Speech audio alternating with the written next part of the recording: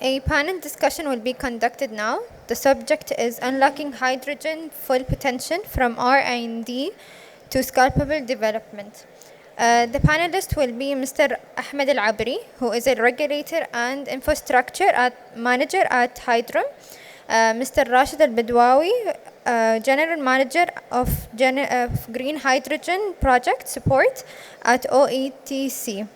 Ms. Noura Al-Mandari, who is a Nama Water at Investment Manager, and Mr. Ali Hamidi, Head of Business Development at OQGN.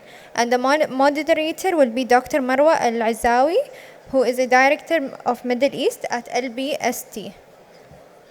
Good afternoon, everyone. This is Dr. Marwah Al-Azzawi. I'm the Senior Consultant and Director of Middle East at LBST. LBST, for those who does not know LBST is a consultancy company in the field of hydrogen. They have more than 40 years of experience in the field, and they are the ones who developed the European scheme certified for RFMBO certification with their partners. I'm really honored to be here today and to be the moderator of this session.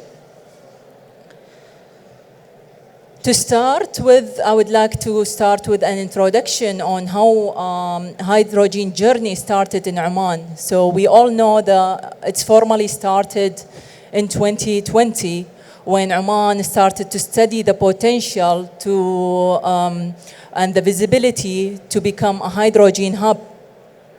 This was concluded by announcing the national strategy in 2022. And then after announcing the strategy set the target to produce 1 million tons of hydrogen by 2030, and hopefully scaling up the target to 8.5 million tons by 2050.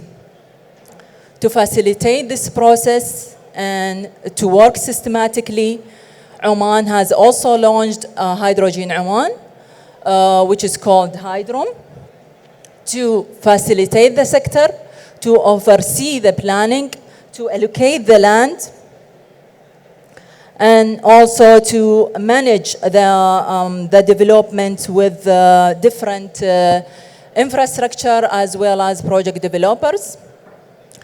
Accordingly, since then, Oman signed several agreements, international agreements in this field, allocated 8 blocks through the auction 1 and auction 2. And we have seen also the momentum with the recent development by announcing auction 3.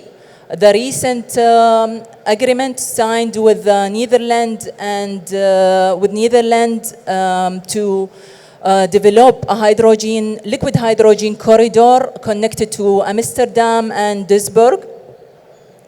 And finally, 10 days ago, if I'm not mistaken, the launch of the single permit for the hydrogen developers. So this clearly shows how Oman is progressing in this sector and keeping the momentum and doing a strategic planning to build Oman as economy, to build Oman economy to be the global exporter of hydrogen. Today's discussion brings the leaders in this sector, the one who is managing the hydrogen ecosystem in Oman, and I'm really honored to have with me the national champions, OETC, Oman Electricity Transition Company, Nama Water, as well as OQ Gas Network, beside Hydrom, the planner of the common use infrastructure. I would like to introduce my panelists. I have with me Dr. Rashid Al-Badwawi. Dr. Rashid Al-Badwawi from OETC is the General Manager for Green Hydrogen Project Support.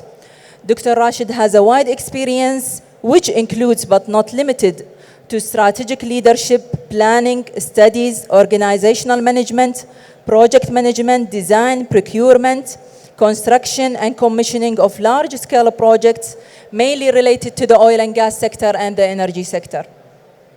I also have with me from Hydrom, Mr. Ahmed Al-Abri, Regulatory and Infrastructure Manager at Hydrogen Oman.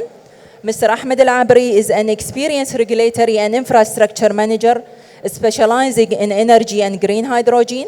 In his current role, he oversees the company regulatory compliance, infrastructure planning, and stakeholder engagement to support the development of Oman green hydrogen sector. We also have with us Ms. Noura Al-Mandari. She is the investment manager and also leading team for green hydrogen at Nama Water. Ms. Noura has extensive experience in strategic planning, designing and executing large national projects like major highways and water projects, in addition to expertise in contracts. And finally, we have with us from OQ Gas Network, Mr. Ali Mohammadi, Head of Business Development at OQ Gas Network.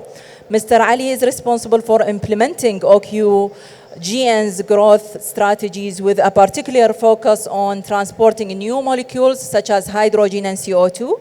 He has over 15 years of experience in project development in the oil and gas sector.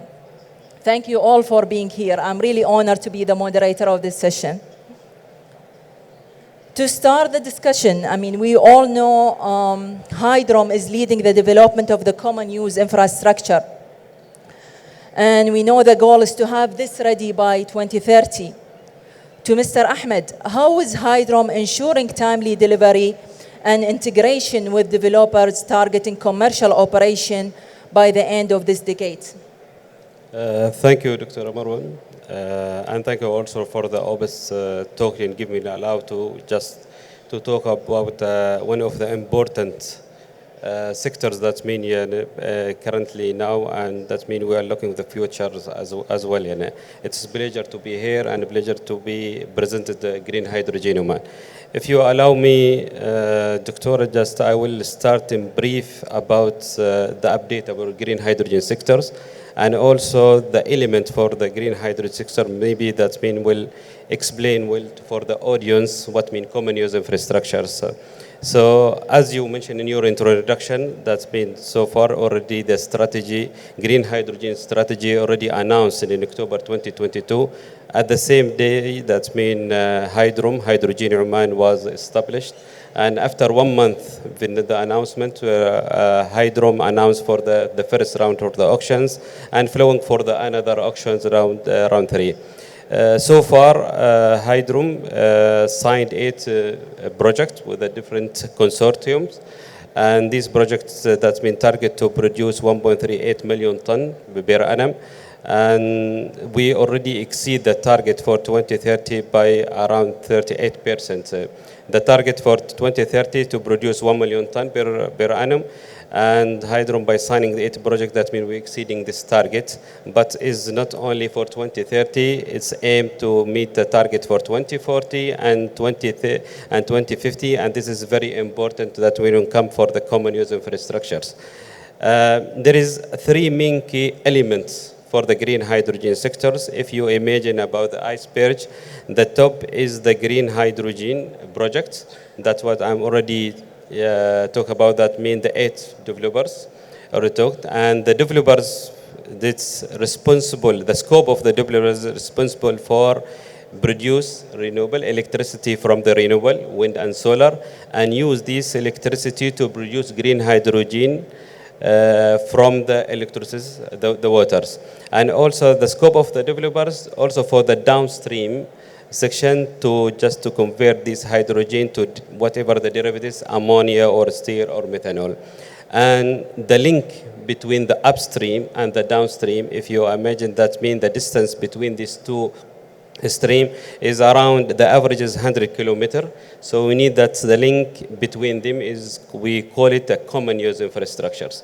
The common use infrastructure is a unique in the world, and the government decided to go for the common use infrastructure. There is a different reason. So it's a part of the Oman Green Hydrogen strategy.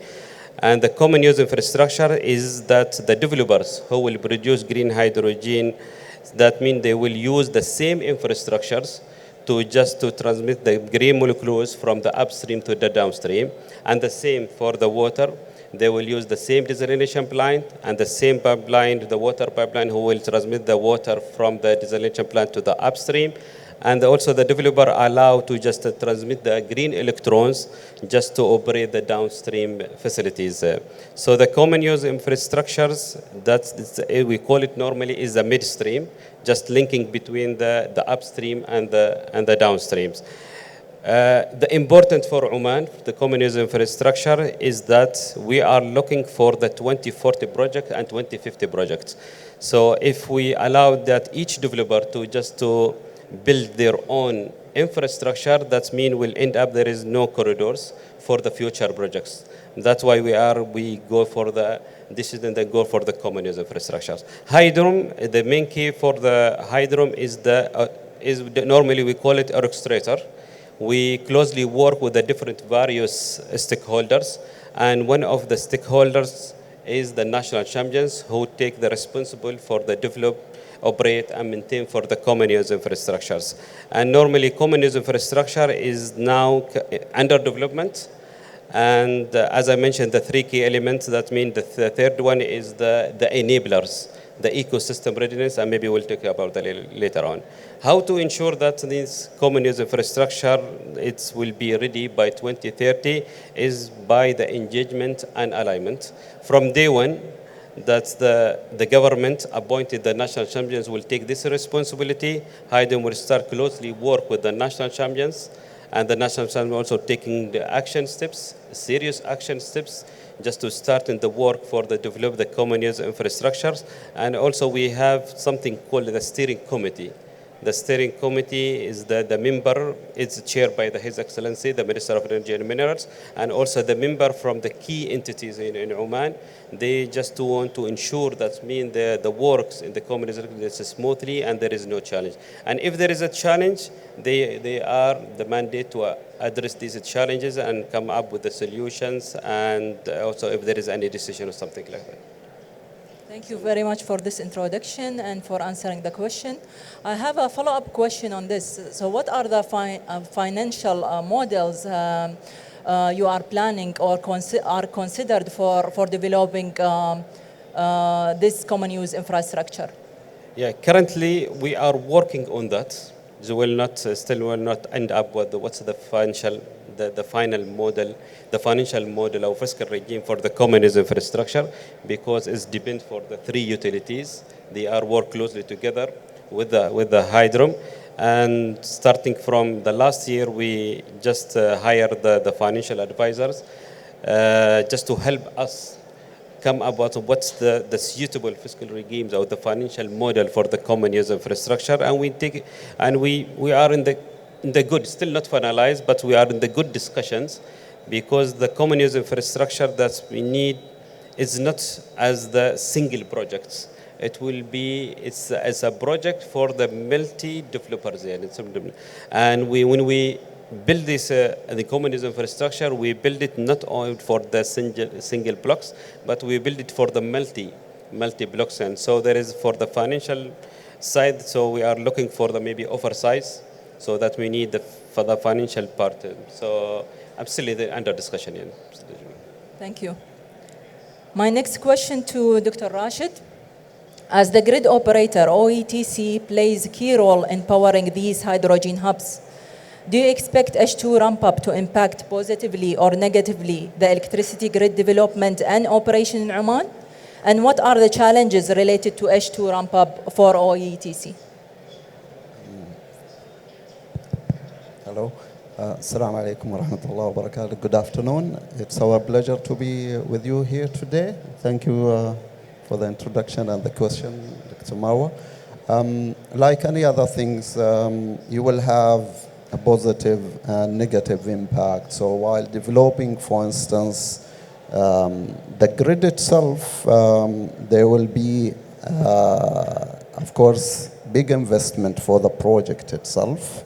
So as a positive thing, we need to go and expand the network to ensure that we provide sufficient capacity, sufficient transfer of the required energy from the upstream to the downstream facilities, because the downstream facilities also belongs to the same developer who is or developers who are generating electricity from the renewable energy. So there will be extra requirement, extra funding for that one, of course. So that will open, of course, for more new technology, for instance, as a positive thing we are talking about. But on the other hand, for going for a huge project like this one to cope for the requirement from different developers and to ensure that we strike a balance, for instance, between the oversizing and at least the minimum requirement for those developers. We need to ensure that we have the right facilities available from the day one, of course. But in terms of dealing with, of course, the renewable energy, since it's a green hydrogen where the production of electricity will be from renewable energy, we are talking about a big intermittency, which we need to deal with that. So by itself, that one is a huge exercise to deal with, especially if we link that one even with the vision of 2040 of the country itself, where we have to go for another 30% of the renewable energy from the installed capacity. So on top of that one, we are talking about a huge capacity here. We are talking about around 35 gigawatt of renewable energy from the first 4 projects which have been signed already.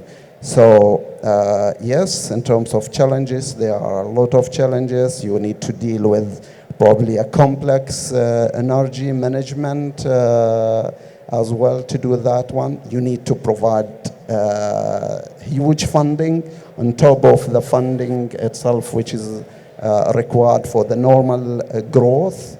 On top of that one, of course, you need also to ensure that you will have the required resources. I mean, you are talking about all of this project happening at the same time. 2030 is not far away from our where we are at the moment. It's just next door here. And by having all the requirement for the other renewable energy, that means you will be competing with the resources in terms of material, equipment, in terms of manpower. So those are some of the difficulties or the challenges we will be facing for the project. Thank you very much. You mentioned it's a huge capacity needed for these projects. And it's for sure not easy to manage these capacities. Do you foresee any regulatory or policy changes needed to support the grid readiness?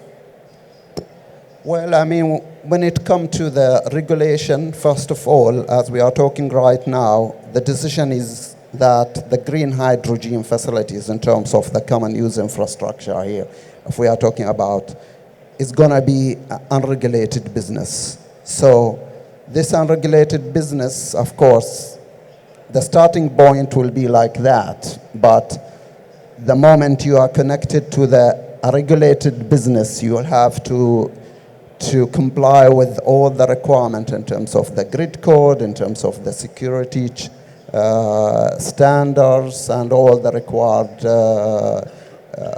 what we call it regulation. Yes, we are starting with like a light license, if we can call it that way, but in the future we are expecting that once we have a mature model in place, that maybe later on that unregulated business might be converted to a regulator after meeting certain requirements. Yeah. Thank you very much. I move to Nama Water, Ms. Noura. Hydrogen production will place significant demand on water. How does Nama Water see synergies or conflict between supplying water for hydrogen and other sectors in Oman? Assalamu alaikum جميعا, and Dr. Marwah, thanks for this panel discussion with participation of all national companies. So regarding your question, at present and in line with the decision that made, the water demand will be allocated only for green hydrogen production.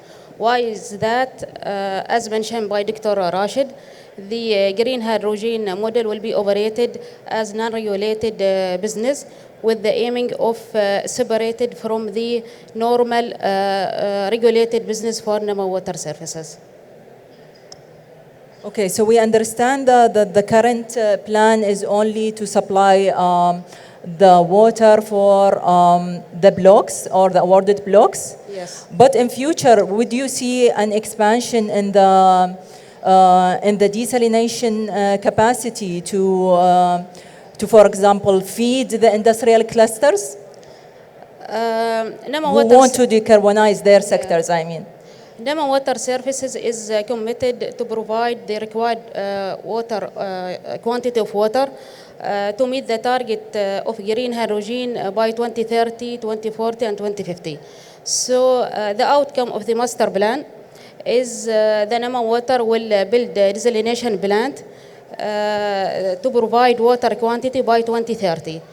The target for 2040 and 2050 definitely will go for expansion for the desalination plants. Thank you.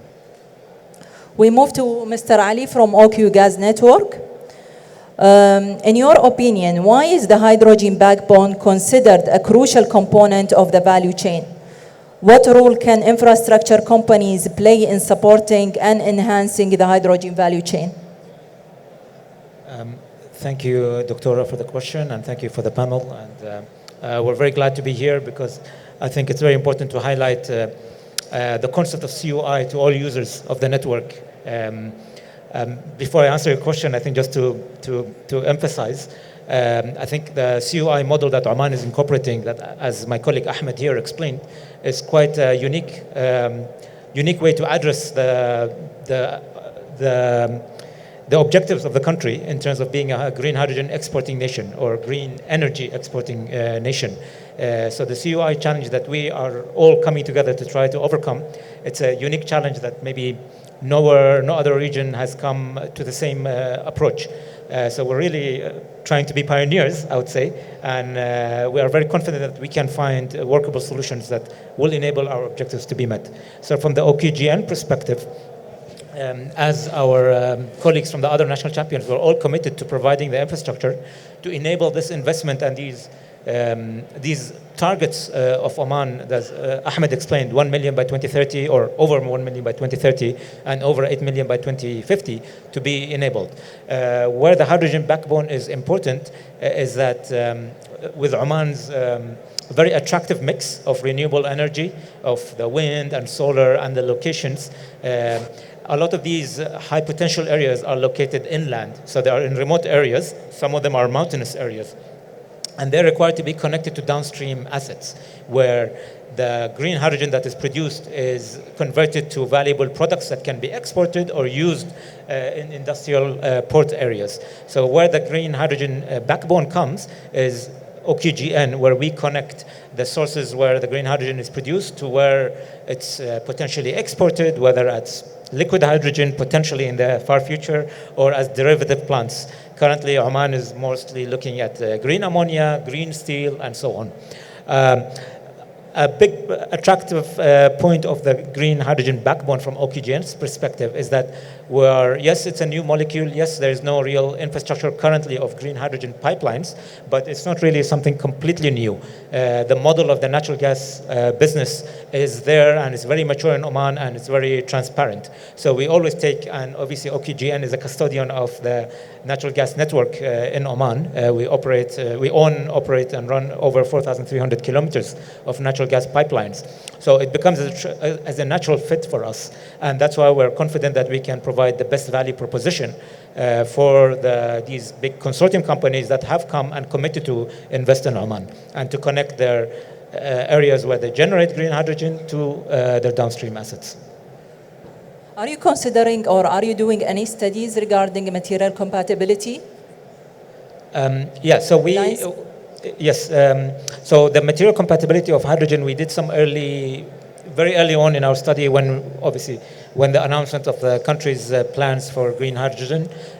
We did some studies in terms of our existing natural gas infrastructure, if it can take hydrogen to transport it, as well as what is the new material that we need for green hydrogen. Obviously, green hydrogen is different than natural gas, so it presents a set of challenges. However, these are not tremendously different. So in terms of the material, it's the same carbon steel, different grade. There is some nuances that we need to consider, especially in terms of the metering, in terms of the fittings, due to the different molecule of the hydrogen. However, it's not it's not a complete shift from our natural gas infrastructure or material. So we're confident that we can take the lessons learned from our existing infrastructure and with some tweaks and some technical analysis, some additional work to do it for hydrogen. As we all know, hydrogen can be used in the industrial sector to decarbonize the industrial sector. And we know the hydrogen plants is in the south of Oman, while we have Sohar port where most of the industries are there. Are you considering blending of hydrogen into the natural gas network? Yeah, it's a good question that keeps coming up actually quite a bit. So very early on our study, when we embarked on how can OQGN, we only do natural gas transportation. We haven't looked at CO2 transport. We haven't looked at hydrogen. One of the first things we looked at is, can we blend hydrogen in our natural gas network? Now, theoretically, we can. However, practically, it's something that requires a lot more work, and where it's different because we hear a lot about repurposing of infrastructure to make it hydrogen, to make it compatible for hydrogen. So you hear this a lot in Europe.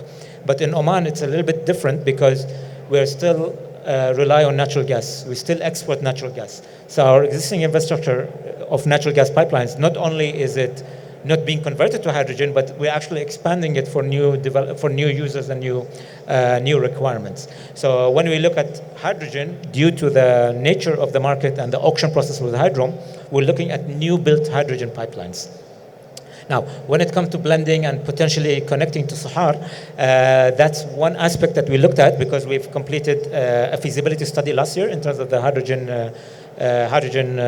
infrastructure that we can deploy. And I encourage all of you to visit our booth at the far end here, where my colleagues could explain more about the work we've done there. Theoretically, it's possible, but the question comes, theoretically, we have a scenario where we connect hydrogen to Sohar. However, as a practical application, that requires tremendous amount of investments that could make it prohibitive for the cost unless there is a significant demand and users who will pay for that. Another aspect of it, which maybe I'll allow my colleague Ahmed to answer, is that the current auction process of Oman is that the users and the producers of the hydrogen are to utilize it and market it or export it abroad. So for them, as much as possible, they need to make the economics work. So even when we look at 100 kilometers distance between the generation sites and the port areas, that's already a very big part of their cost. So if you add another 500 kilometers of infrastructure, that could make it completely not possible in the medium term. I hope I answered that question. Thank you very much. Would you like to add anything, Mr. Ahmed? Yeah, maybe already mentioned by Ali about that the existing developer who will produce for 2030, the majority is for the export. They will just convert it to the ammonia and there is for the export. But there is a percentage from Oman intake for this production as a kind. That it's depend on the government how will be use this hydrogen, but it's still not clear now. This one, yeah. But the majority is for the export. Thank you. My next question to Nama Water, Ms. Noura. What measures are being taken to ensure sustainable water supply for hydrogen regarding brine disposal, for example, corrosion risk, or minimizing the emissions? Yes, these items are currently under assessment and study from Nama Water side. For example, referring to sustainability of water supply, providing strategic storage reservoirs is the main part for any transmission pipeline system. Also, we are looking to find other sources as emergency sources rather than desalinated water. In addition, implemented desalination with energy efficiency system to lower carbon footprint will be one major item that will be under assessment, and this maybe we have to coordinate closely with OTC for renewable energy. Regarding the corrosion, I see that we will implement corrosion resistance materials like stainless steel or specialized coating for pipes and equipment that exposed to the water. Also, regular monitor and maintain infrastructure to monitor any leakage or damage that could happen and lead to any corrosion. Regarding also the disposal brine, for the disposal brine, this is main challenge that will face it during the construction and operating of the desalination plant. We have to dilute and safely dispose of brine. So in this case, we'll minimize the harm of any marine ecosystem. Also implement new technologies like zero liquid charge system to minimize the brine waste. Thank you very much. Thank you. The next topic is on certification. So my first question here to Mr. Ahmed Al-Abri. So Oman is planning to export to Europe, Korea, Japan, and some other countries as well. How is Hydrom addressing the certification requirement? What risk has been identified in meeting these requirements? Yes, good question, Doctora. See, there's two parts for this. One is dependent on the stream. For the upstream, for the produced green hydrogens, and for the downstream, this one is the scope is under for the developers. They need to comply with the European certificates or the Japan or Korea. Depends on where is the offtake. So you need that's been to consider during the searching for the offtake, and after that they will need to comply with at that certificates. So there is now currently most of the developers, they looking for the European certificates because it's more solid and more details for them. So if they comply with the European certificates, that's mean it's easy to comply with the other certificate and the standard in the rest of the world. And this is for the green hydrogen production. For the common use infrastructures, that already we start to looking for if the common use infrastructure complying with the European certificate, especially for RED 2 and RED 3, currently now is announced, and also RFMBU. And we did like analysis during the technical assessment for the pre-feed, and we found that mean we comply with the European certificate, and we did extra work for this one. We Hydrom signed the MOU with the Belgium Hydrogen Council, so we have like an expert in the Belgium Council just looking for the certificate, and they just reviewed all of these, and they see that this is the positive sign that we are complying with the European certificates, and still now there is no issue for us. Thank you very much. I believe you covered already the questions to other entities on certification.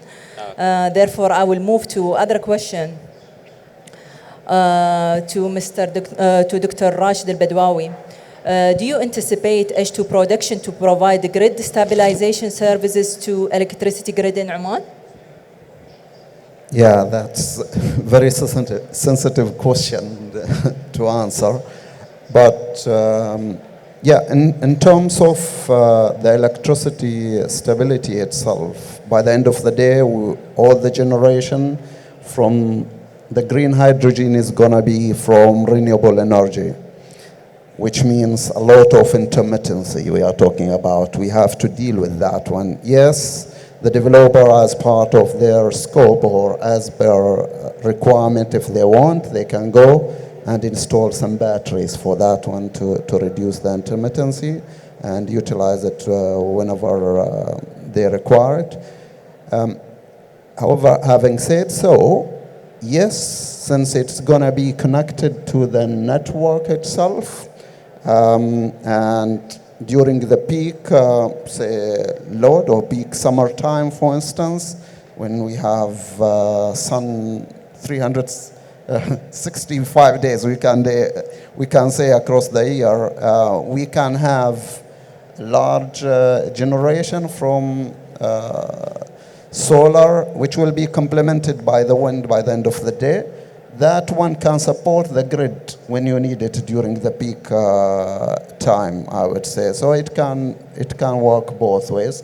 And that's why, because of the huge installation as well in terms of the renewable energy, we need to protect as well the load of the network itself. And that's why probably we can say some kind of complex energy management or load management need to be provided to ensure that we protect both systems by the end of the day. Yeah. Thank you very much. Mr. Ali Mohammadi, what are the biggest challenges OQ Gas Network sees in developing hydrogen infrastructure in Oman? And how can these challenges be overcome? Yeah, I think a lot of the challenges we'll say is probably applicable to my colleagues here, both whether it's the water infrastructure or the electricity infrastructure. One of the big challenges we have is how do you size that network or that infrastructure?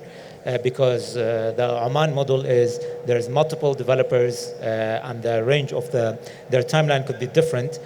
So how do you size the infrastructure for all of them and wait for them to come? Or do you size for one and expand it? Because if you were to size for one and expand it, then there's additional cost every time and it affects the timeline of the developments. While if you build the full infrastructure for all 8 developers and only one come, we could all be affected financially. Like we're also companies that are looking at our bottom line. We're, for us at OKGN, we're a publicly traded company, so we have our responsibility to our shareholder in terms of making projects that are economically viable for us. So this is the big challenge that we're trying to overcome with our colleagues from Hydrom, as well as obviously we're working on it very closely with the other national champions, and even involving our ultimate shareholder, the Oman Investment Authority, OIA, in terms of what are the models that could work where you find that balance between the size of the infrastructure as well as the readiness of the developer, while continuously ensuring that your COI is not going to be the bottleneck for these developments. Because obviously, if you don't have the infrastructure to transport the hydrogen, to provide the water, to give the electricity, then there is no hydrogen industry in Oman. So this is a big challenge that we're trying to overcome. And from this challenge, of course, there's other aspects which we are also in the phase of trying to address. So one of it is the project-on-project risk, significant project-on-project risks. When we look at an infrastructure, we're looking at developers who are consortium, and they're mega consortiums. So there's multiple entities involved, and each one of this is ultimately the link is to the offtake of that hydrogen or the derivative of the hydrogen. So how do you reconcile the project-on-project risks to ensure that your projects are bankable, and then for us, the infrastructure is bankable? So it requires close collaboration and a holistic approach of the whole network. You cannot just look at it and say, OKGN, we're just building the pipeline, and the developer, you should build your renewable energy section and the downstream section, and we don't care about the timeline. It all has to be interlinked. And that's the challenge, but we are confident with the way that it's been led in Oman with, there is a direct, there's a steering committee that Ahmed mentioned that meets regularly, and it's chaired by the ultimate authority, MEM, His Excellency the Minister, that gives us clear directions and untangle any areas where we're still not clear on. So we're confident that we can overcome these challenges. It's just that they are still there, and we're still working through them. Thank you very much. Thank you for sharing with us the challenges. Maybe because of the time, and I would like to open the floor for audience to ask questions. My last question to Mr. Ahmed on the important topic of the offtake agreement. We know everybody is talking about the offtake agreement, and long-term offtake agreements are key for achieving FID. What role is Hydrom playing to support the developers in securing offtake commitments from international buyers? Good questions. And difficult, and I don't know if I have an answer or not yet, but I will try and answer. For the offtake, from the day that the signed day that with the developer will start to search for the offtake, and this is the full responsible by the developers. But Hydrom in this part, we coordinate and try to support the developer to find the offtake through different channels for this one. يعني. With supporting if the, for example, the developer that they need any support, because the developer, most of them, they participate in the international auctions that happen in the Europe, like H2 Global, or in Japan, or in Korea. So that sometimes they need like a support from the government. Hydro play these rules to support the developers in this case. Also, the Hydro try to just to link the developer with the off-taker, and we did previously something called the Investor Day. We bring all of the developers and the off-takers and also another supplier and the technology or this many in the same room, and we're trying to do the B2B meetings and also making meetings then. So Hydrum rules is coordinate, and we're trying through the official government meetings with the European countries just to introduce the green hydrogen, to present it the way that mean we are competitive, we are addressing all them, and also to present the developers with the off-takers in. So I hope. We expect the first off-take agreement by beginning of next year or end of this year? Inshallah, I hope, inshallah. Thank you very much. Thank you very much for your insights and for sharing all the challenges that you are facing and all the parameters that you are studying at the moment. It shows the commitment of Oman on building the hydrogen economy. I would like to open the floor for questions from the audience. Do we have any question?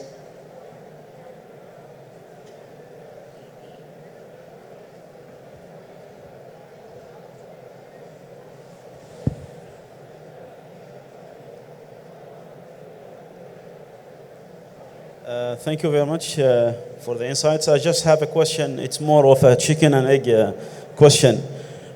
Which FID will have to go first, the common share infrastructure or the hydrogen projects? And that's common for the OETC infrastructure, NAMA, and OQ. I think, Doctor, you asked that. I don't know from where you get this question. Yeah, it's a good question for this one. And maybe I'll start to answer the questions, and maybe the colleague from the national champions.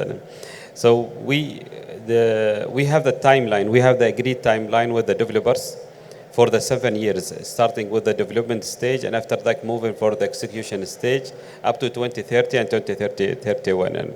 And there is like a milestone that, for example, a developer when that will reach final investment decision, for example, after, 60 months when the signing project. And the national champions here, we started to build our timeline according to the BDA, and we starting to align the milestone with the developers who will produce green hydrogen and the common use infrastructures. Until there is a certain period for the FID, that means who will take the first. Now we are trying to both will take it in the same day. So this is our aim. For the common use infrastructure, we are ready to take the FID when the first developer take the FID. And so because the common use infrastructure depend on the first developer who will came for this one. If you have more answers, Ali, Dr. Rashid. Yeah, if I just add, I think Ahmed said it, so we have at least an agreement in place that we need to be ready for FID when the first developer takes FID. And then obviously the chicken and egg situation that you asked is exactly right, and that's what we're trying to overcome, because if it's only one developer and there's no visibility on the other developers, then do we size the infrastructure for all 8? Actually, it's not as challenging as 8 because each region has 4 or 5 at the moment, but that's a question that we are also looking at, having multiple deployment scenarios. This could mean slightly more cost at the beginning, but it allows you to have the flexibility in terms of that. Now, what we're looking at, is actually we have a very big session tomorrow, is revisiting the whole integrated schedule between the national champions to align it with the potential developer timeline and to see when the FID, what do we require to do FID and what they require to do FID. So as much as possible to bring it together. And then once we do that from the national champions perspective, our intention is to try and align it with the developers. And then that could give us a very good assessment in terms of their maturity and readiness. So for example, if a developer hasn't even taken FEED, and we are ready to take FID. Obviously, it's a different situation than someone who's completed their FEED and they have very robust numbers that they are very much ready to do to take their FID. So it's not a straightforward answer, but we have to continuously engage with them and work, do our homework. Any other question? Or maybe Dr. Rashid would like to add something? Not really. I mean, by the end of the day, it's a contingent FIDs together. So whenever a single developer is ready to proceed, the common use infrastructure need to be ready to proceed as well, and vice versa. Yeah? So that's right now where we are working with as a national champion with Hydrom, at least to align with each other, so that when we proceed for the FID, we can go with one single word, yes, we are ready, for instance, and to stop the developer from taking it as an excuse that the common use infrastructure is not ready by the end of the day. Yeah. Thank you very much. Any other question? Yes.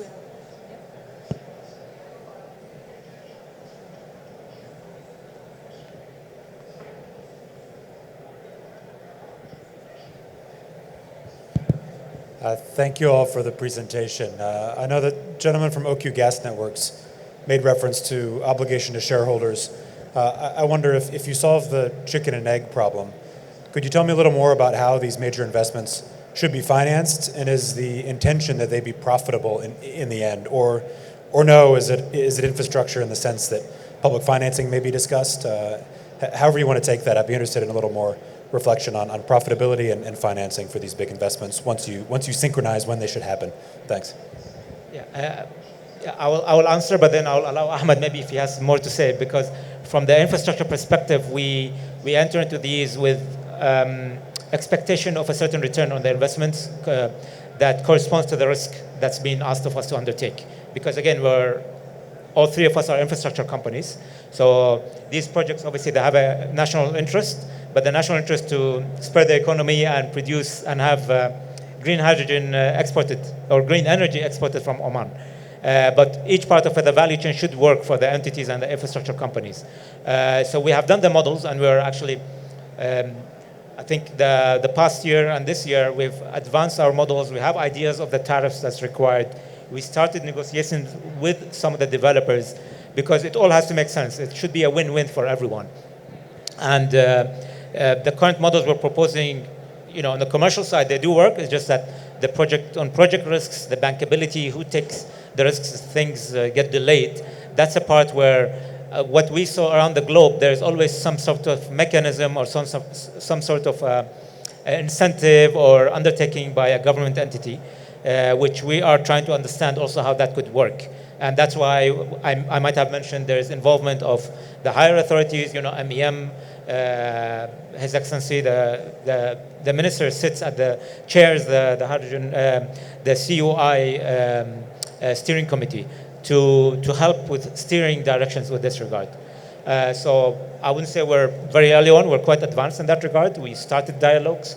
From OQGN's perspective, we have a very clear models, and they are meant to, they're not charities at the end of the day. They have to make sense for the company, absolutely. And I don't know, Ahmed, if you want to add more based on the overall. Yeah. You already said it. Thank you for no more. Do we have any other question? We can take one more last question. Okay, maybe I'll ask Dr. Rashid Belbawi to give his final comments and final insights. Thank you. I think one takeaway I would say from the discussion probably we had here is that we as a national champion, all together with Hydrom, we need to align with each other to ensure that we have one word to proceed with, to ensure that we have the right common use infrastructure available at the same time when required, and for the successful of this important, extremely important project for Oman. Yeah. Thank you very much. Thank you all for your insights. And thanks to the audience for the questions. Thank you. Thank you, Dr.